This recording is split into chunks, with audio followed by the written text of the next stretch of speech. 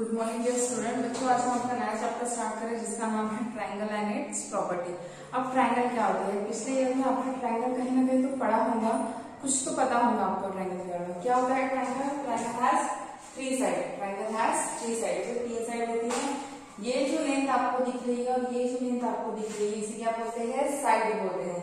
ठीक है, ये कॉर्नर क्या बोलते हैं? इसे वर्टेक्स बोलते हैं। क्या बोलते हैं? वर्टेक्स बोलते हैं। तो देखिए क्या होता है, तीन साइड है, तीन वर्टेक्स है, तो क्या होगा? कौन सा पॉलीगॉन फॉर्म होगा? ट्रायंगल फॉर्म होगा। ठीक है, और ट्रायंगल के मतलब दोनों लाइन के बीच में जो स्पेस है उसे क्या बोलते हैं? एंगल बोलते हैं। मतलब इसे क्या बोलेंगे? एंगल बोलेंगे। इस कॉर्नर को क्या बोलेंगे? एंगल बोलेंगे। इसे क्या बोलेंगे? एंगल बोलेंगे। That is angle B, angle C, angle A. ठीक है, but these three are vertex of that triangle and this is called side। तो ये सिंपल सी बात आपको समझ में आएगी कि ये है हमारा ट्रायंगल। ओके, अब ट्रायंगल के कितने टाइप हैं? First is equilateral triangle. Equi मतलब क्या होता है? सेम। ठीक है, तो इक्विलैटरल ट्रायंगल में क्या होता है? उसकी तीनों साइड हमेशा इक्वल रहती है। जैसे अगर ये 5 सेंटीमीटर है, ये भी 5 सेंटीमीटर होगी और ये भी 5 सेंटीमीटर, मतलब three sides are equal, that is called equilateral triangle। Next है आइसोस्केलियस ट्रायंगल। आइसोस्केलियस ट्रायंगल मतलब क्या होता है? जिसकी कोई भी दो साइड इक्वल रहती है, इसे बोलते हैं isosceles triangle. Right, now next is scalene triangle. Scalene triangle मतलब क्या होता है? स्केलियन मतलब होता है कि तीनों साइड डिफरेंट है। तीनों साइड कैसे डिफरेंट है?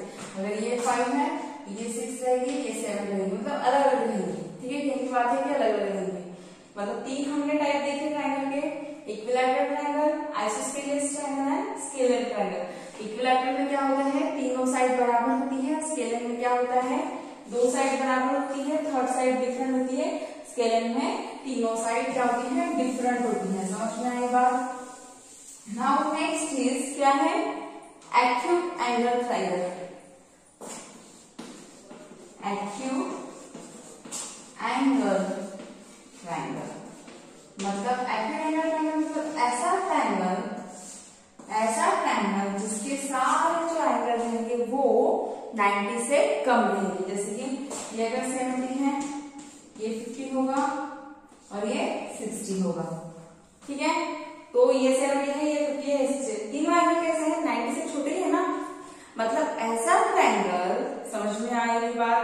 ऐसा ट्रायंगल, एक्यूट एंगल ट्रायंगल मतलब ऐसा ट्रायंगल जिसमें सारे जो एंगल होंगे वो कैसे होंगे? लेस देन 90, मतलब 90 से छोटे होंगे, 90 से स्मॉल होंगे, तो उसे क्या बोलेंगे हम?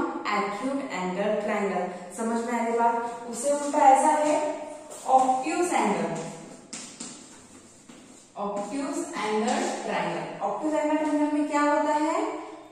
हमेशा ऑब्ट्यूज एंगल में क्या होता है? एक एंगल ऐसा रहेगा उसमें जो ग्रेटर देन 90 रहेगा। एक ऐसा रहेगा, मतलब डायग्राम इस तरीके से जैसे कि आपकी ये अगर 120 का है, ठीक है, तो फिर कितने बचे? टोटल की सम कितनी होती है? 180 होती है, 130 30 एंड 30। ठीक है, तो ये एक एंगल तो उसमें डेफिनेटली ऐसा रहेगा जो 90 से बड़ा रहेगा, उसे बोलेंगे ऑब्ट्यूज एंगल। और राइट एंगल किसे बोलेंगे? जिसमें एक एंगल डेफिनेटली 90 डिग्री का है, परफेक्ट 90 डिग्री का है, तब उसे बोलेंगे राइट एंगल। देखो हमने क्या देखा इसमें? हमने देखा क्लासिफिकेशन ऑफ ट्रायंगल देखा, जिसमें क्या था? तीन टाइप के ट्रायंगल थे: इक्विलैटरल, आइसोस्केलियस, स्केलियन। ठीक है, फिर हमने देखा अकॉर्डिंग टू एंगल, पहले तो साइड, अकॉर्डिंग टू साइड देखा, तो इक्विलैटरल में तीनों साइड सेम थी, आइसोस्केलियस में दो साइड सेम थी, एक डिफरेंट थी, स्केलियन में तीनों साइड डिफरेंट थी। Right, okay.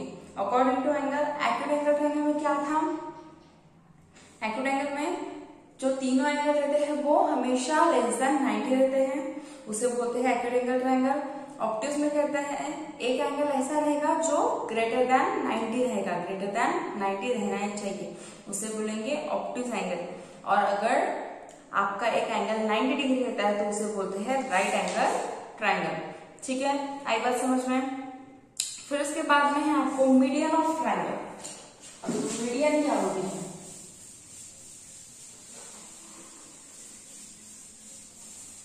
Median of triangle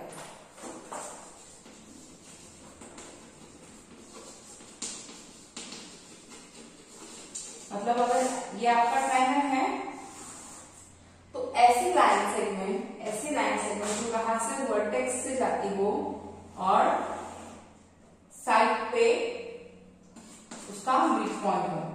क्या बोला है स्टेटमेंट में? अ मीडियन ऑफ ट्रायंगल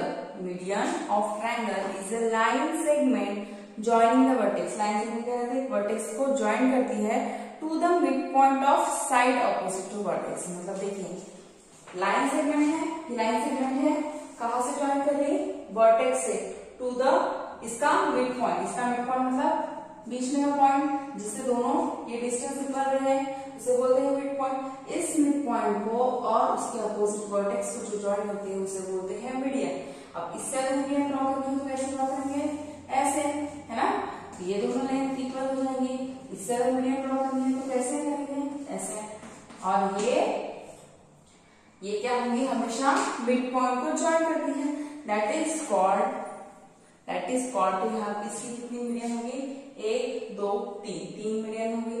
मतलब ट्रायंगल की कितनी मीडियन हो सकती है? 3 मीडियन हो सकती है। ठीक है, तो आपको ये बात समझ में आई। अब अल्टीट्यूड अगर है, अल्टीट्यूड ऑफ ट्रायंगल है तो डेफिनेटली जो मीडियन है ये कैसी होंगी? परपेंडिकुलर होंगी। ये भी परपेंडिकुलर होंगी, ये भी परपेंडिकुलर होंगी। परपेंडिकुलर मतलब क्या होता है? एंगल इज 90 डिग्री का। ठीक है, तो एक्यूट एंगल ट्रायंगल में क्या होता है? 3 मीडियन होगी। ठीक है, जो तीनों परपेंडिकुलर होगी एट इट्स मिड पॉइंट। फिर उसके बाद में राइट एंगल ट्रायंगल अगर है तो वो क्या होंगे? अल्टीट्यूड होंगी उसकी जो एक ही एंगल से ड्रॉ करेंगे। ठीक है, तो ये था आपका ट्रायंगल पे कुछ बेसिक जो आपके इसमें दिया था। ठीक है, अब बच्चों इतना आज के लिए काफी है। हम कल की क्लास में angle sum property triangle theorem देखेंगे। ठीक है, चलो thank you.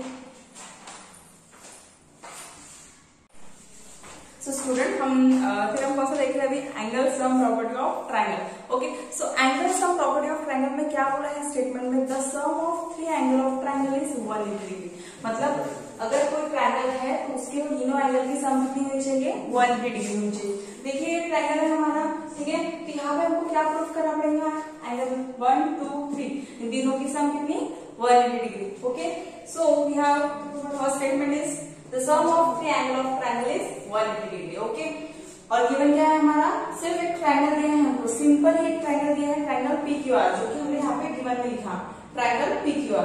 Then we have to prove that angle P plus Q plus R is equal to 180 degree, right? So now some construction is here। तो हमने क्या कर दिया? जो QR लाइन थी उसको थोड़ा एक्सटेंड कर दिया। ठीक है, थोड़ा एक्सटेंड कर दिया और यहाँ से लाइन ड्रॉ की जो QR से पैरेलल थी। ठीक है, तो वही हमने यहाँ पे लिखा कि QR को एक्सटेंड किए, so produce QR to S and RM parallel to QP। Okay, so we know that अगर ये लाइन स्ट्रेट है और यहाँ पे अगर 3 एंगल बन रहे हैं तो एंगल इन लीनियर पे कितने की रहती है? 180 डिग्री की हमेशा, right? Okay, so angle 3 4 plus 5 is equal to 180 degree. This is our equation number first. समझ में आपको? लीनियर पे 180 है। तो फिर देखिए कि ये लाइन है और ये लाइन है, दोनों क्या एक दूसरे से पैरेलल है। एंड अगर PR को ट्रांसवर्स कंसिडर करते हैं तो डेफिनेटली एंगल 1 एंड एंगल 4 ये क्या होंगे? अल्टरनेट एंगल होंगे। तो अल्टरनेट एंगल क्या रहते हैं? हमेशा कॉन्ग्रुएंट रहते हैं, राइट? और अगर ये पैरेलल लाइन है तो angle 2 and 5 are corresponding angle होंगे जो भी एक दूसरे से पैरेलल, जो भी एक दूसरे से कॉन्ग्रुएंट होंगे। ओके, तो हमने यहाँ लिखा angle 1 is equal to angle 4 that is alternate angle and angle 2 is equal to angle 5 that is corresponding angle. ठीक है, तो क्या करना है हमको? 4 और 5 की जगह रिप्लेस करना है 2 और 1 से। तो हमने इक्वेशन फर्स्ट लिखा, एंगल 3 एज इट इज लिया और 4 को रिप्लेस किया 1 से, 5 को रिप्लेस किया 2 से। तो हमें इक्वेशन मिला angle 3 plus angle 1 plus angle 2 is equal to 1 degree. That means angle 1 plus 2 plus 3 is 1 degree. मतलब ये जो तीनों एंगल है इनकी सम कितनी होगी? 180 degree. So hence our theorem is proof. तो बच्चों आज के लिए इतना काफी है, हमने थ्योरम पढ़ लिए हैं। नेक्स्ट क्लास में हम आपकी एक्सरसाइज 11.1 देखेंगे।